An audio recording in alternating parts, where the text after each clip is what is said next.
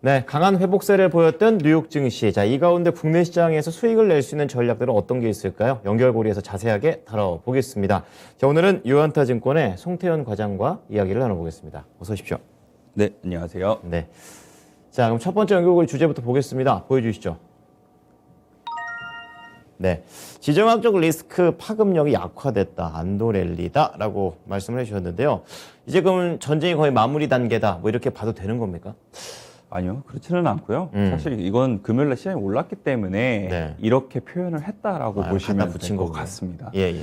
사실상 이제 금요일날 시장을 보게 되면은 전반적으로 다 올라가게 돼요. 그쵸. 뭐 11개 섹터가 모두 다 상승이 나왔었고, 그리고 다우라든지 나스닥 같은 경우에도 뭐 다우 중심으로 더 한 2% 넘게 상승이 나왔으니까 네. 일단은 그때까지의 이 흐름을 보게 되면은 이 우크라이나랑 러시아 같은 경우에도 이제 회담을 진행을 할 수 있다라는 이런 뭐 긍정적인 코멘트가 나오게 되고, 네. 제재 같은 경우에도 사실상 스위프트 제재가 그때까지는 이야기가 나오지 않고 있었기 때문에 그런 부분에 있어서는 유럽도 자신들의 이런 제재로 인해서 피해를 보는 것이 제한적이었으면 좋겠다라고 생각을 하고 있다라고 그렇군요. 이야기가 마켓워치 쪽에서 나왔었습니다. 네네네. 그렇기 때문에 이런 부분이 이제는 러시아와 우크라이나 전쟁이 제재도 생각보다 강하지 않고 그리고 전면전까지도 가지 않는다라는 이러한 이제 이 리스크 완화에 대한 심리가 지난주 금요일까지 일단은 형성이 되면서 상승이 나왔던 부분이었다라고 보시면 될 것 같은데, 그렇군요.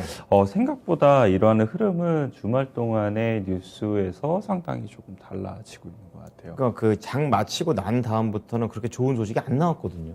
사실상 회담 같은 경우에도 엎치락뒤치락이 계속되고 있다라고 보시면 되는데, 네.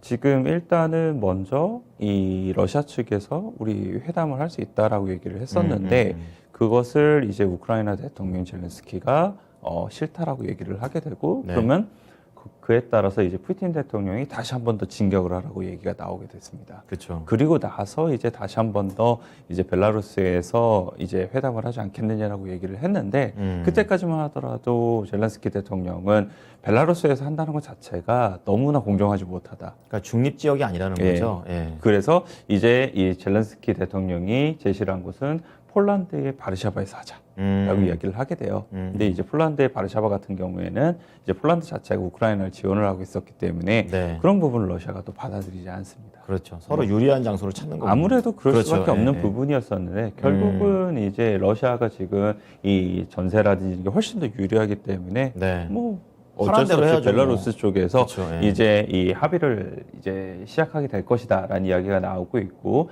뭐 일부 보도에서는 이미 합의가 시작되기 시작했다라고 얘기가 네, 나온 적도 그렇더라고요. 있고, 뭐 일부에서는 28일 아침에, 즉 좀 있으면 뭐 시작이 될 수도 그러네요. 있다라고 이야기를 하고 있습니다. 그래서 네. 일단은 회담은 계속적으로 엎치락뒤치락이 나오고 있기는 했습니다만 그래도 가닥을 좀 잡아가는 쪽으로 되고 있다라고 보시면 될 것 같고요. 네. 이제는 제재 쪽을 좀 봐야 될 것 같아요. 아, 그렇죠. 많이 좀 늘었더라고요, 제재들이. 제재 쪽은 사실 그닥 분위기가 좋지 못했습니다. 그렇죠. 예. 이 제재 쪽 보게 되면은 EU에서는 이제 이 러시아 관련돼서 연공을 이제 EU 쪽으로 넘어가는 것을 막겠다. 하늘을 막았고요. 예, 이제 하게 되고요. 예.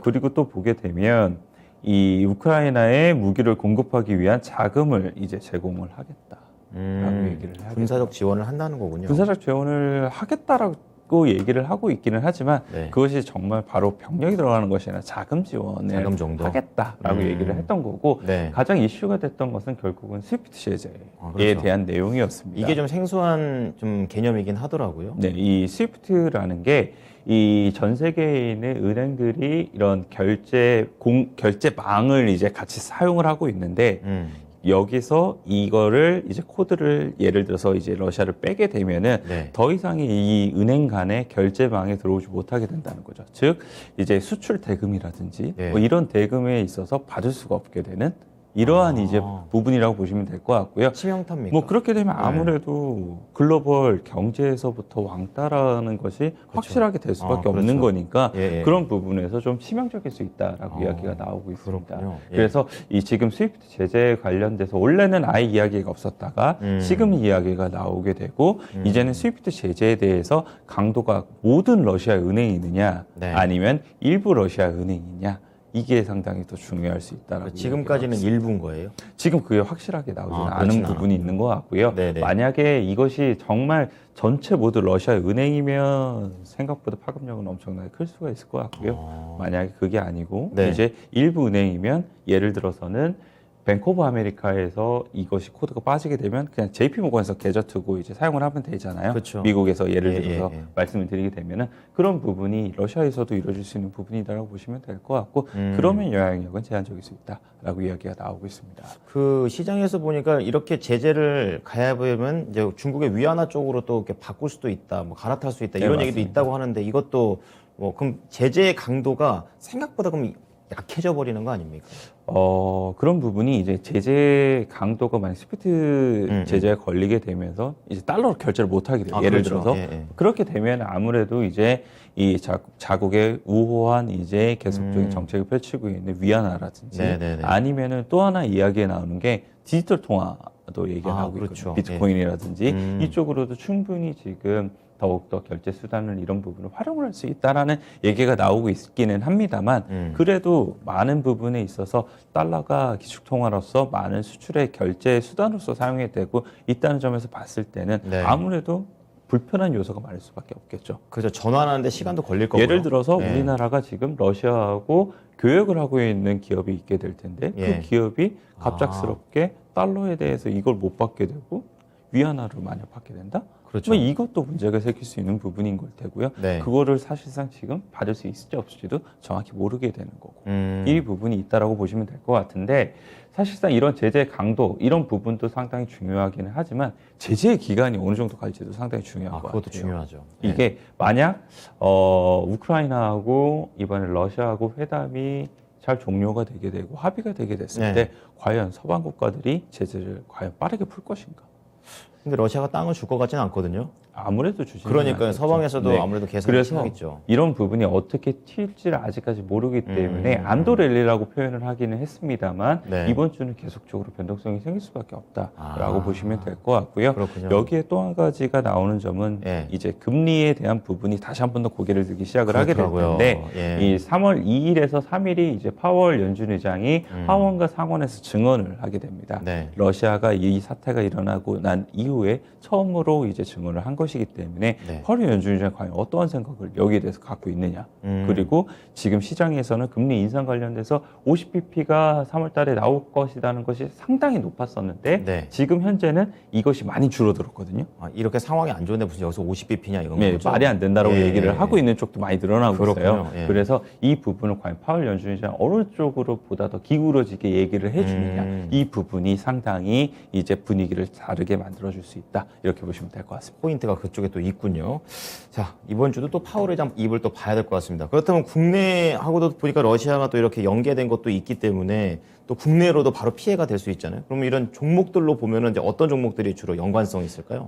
제재가 만약 길어지게 되면은 예. 지금 전반적으로 이야기가 나오는 것이 반도체 쪽 일단은 좋아지지 못할 것이라는 얘기 많이 나오고 있어요. 왜냐하면 반도체 소재에 관련돼서 네네. 원료가 이 러시아에서 많은 부분 수출이 되어 오고 있기 때문에 흑수가스 그쪽이 네, 그런 부분이 예. 좀 문제가 될 수 있다는 얘기가 나오고 있고요. 네. 현대차 같은 경우에는 러시아에 이제 많은 부분 자동차를 판매를 하고 있는데 네. 이 부분이 문제가 생길 이건 수 좀 있다는 거죠. 그래서 그렇군요. 자동차라든지 반도체 관련돼서 일단은 전반적으로 좋지 못한 흐름이 나오고 있다라고 보시면 될 것 피해가 같고요. 있네요. 지금 또 하나 얘기가 나오는 건 철강 쪽 같은 경우에도 예. 지금 포스코가 러시아의 법인을 가지고 있는데 이 법인에 대해서도 좀 문제가 생길 수 있다라는 얘기가 또 나오고 있고요. 네. 그리고 화학이나 뭐 이제 정유 같은 경우에는 사실 화학 같은 경우에 계속적으로 유가가 올라가게 되면 납사가가 올라가게 되면서 그렇죠. 원재료가 안 좋아지잖아요. 그렇죠. 예. 그런 부분도 계속적으로 이야기가 많이 나오고 있는 마진이 만큼 줄죠. 예. 그렇게 이제 이 제재가 길어지면 길어질수록 이제 손실을 볼 수 있는 기업들 같은 경우에는 아무래도 투자 심리가 약할 수밖에 없고 그래서. 움직인다 하더라도 네. 덜 움직일 수밖에 없다. 그렇게 되면 이제 반대편에 있는 이제 그것과 관계가 없이 움직일 수 있는 많은 섹터인 뭐 리오프닝이라든지 예. 이런 쪽으로 오히려 더욱더 수급은 이동이 될 수 있는 부분이 있다라고 생각이 되고 있습니다. 그러면 이제 현대차, 포스코, 삼성전자, SK 하이닉스 요 정도 종목만 연결해 보면 되는 건가요? 근데 그걸 잘 생각을 해보셔야 되는 게 그런 종목들의 투자 심리가 안 좋고 눌린다는 것은 네. 결국 지수가 많이 올라가기 힘든다는 것을 의미를 하게 그렇죠. 될 거고 예. 그러면 또 결국은 섹터에 대해서 이제 밑에 단에서 순환매가 또 돌 가능성이 상당히 높아진다. 그렇군요. 이렇게 좀 보시면 될 것 같습니다. 네, 알겠습니다. 이번 주도 참 쉽진 않겠다. 잘 골라야겠네요. 자, 그럼 두 번째 연결고리 체크해 보겠습니다. 보여주시죠. 이게 있죠. 모바일 월드 콩그레스 주요 관전 포인트. 여기에서는 어떤 거 봅니까? 뭐 로봇이나 이런 것도 봅니까? 일단 이게 오랜만에 열려요. 3년 만에 열리게 되고 코로나 때문에. 네, 계속 못 열리고 있다가 네. 뭐 작년에 이제 온라인 오프라인 좀 병행하기는 했습니다만 이제 오프라인을 주되게 연 게 3년 만이다라고 보시면 될 것 같고요. 그렇군요. 많은 국가들이 이제 참여를 하게 되고 그리고 많은 기업들이 이제 참여를 하게 되는데 네. 이제 국내에서는 삼성전자하고 이동통신 3사가 이제 여기에 들어오게 됐습니다. 그렇군요.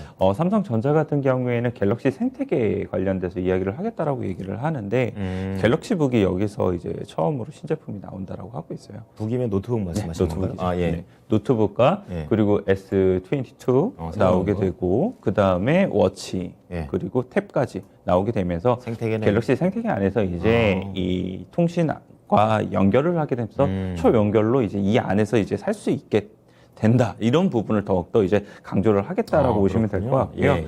예. SK텔레콤에서는 메타버스 서비스 관련돼서 이제 방점을 조금 더 둔다라고 얘기를 하고 있습니다. 네. 이 브랜드 관련돼서 소개를 할 것이다라고 얘기를 하고 있고요.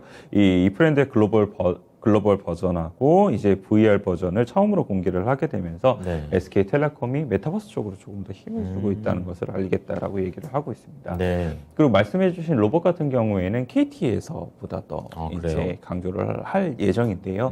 이 보게 되면은 이 인공지능 방역 로봇을 처음으로 이제 공개를 하겠다. 방역 로봇. 네, 이야기를 하고 있고요. 예. 그 다음에 이 AI, IoT 전동 휠체어도 여기서 공개를 하겠다라고 얘기를 하게 되면서 네. 요즘 KT가 이제 서빙 로봇 관련돼서도 계속 이제 진행을 하고 있잖아요. 서비스를. 그렇죠. 네, 그런 부분이 생각보다 이런 부분에서 더욱더 많이 나올 수 있다라고 보고 있고 그리고 음식점에 생각보다 그 서빙 로봇이 많이 도입이 되고 있더라고요. 저도 한번 봤었어요. 네, 그래서 예. 그런 점 생각해 봤을 때는 이런 부분이 충분히 주가에 반영될 수 있는 부분이 있다고 생각을 하고 있고 네. 이미 금요일 날도 로보로보가 상한가까지 진입을 했다는 것을 그러네. 생각해 봤을 때는 예. 더 이어질 가능성은 충분히 있다고 생각을 하고 있습니다. 네. 그리고 LG 플러스가 이제 마지막으로 말씀을 드릴 건데 여기서는 핵심 키워드 K 콘텐츠 이야기를 하게 또 됐고요. 방향이 완전 또 다릅니다. 예. 그러니까 하지만 이제 XR 관련된 이제 콘텐츠를 더욱더 많이 이제 보여주겠다. 증강현실. 하고 있습니다. 예. 자, 지금 삼성과 텔레콤사들, 이통사들의 그런 콜라보레이션이 나오고 있는 MWC 좀 체크를 좀 도와드렸고요. 그럼 관련 종목들로 바로 볼게요. 뭐 핸드폰 관련된 종목도 요즘 좀 괜찮은데 뭐 네. 기판과 핸드폰 관련돼서 두 가지가 모두 다 있는 인터플렉스 같은 경우에 요즘 실적에 대해서도 회복세가 나오고 있고 네. 그 다음에 S22로 가게 되면서 디지타이터 이 펜 관련돼서 계속 납품을 하고 있기 때문에 네. 그런 부분이 한번 지켜봐야 되지 않나라고 생각을 하고 있고요.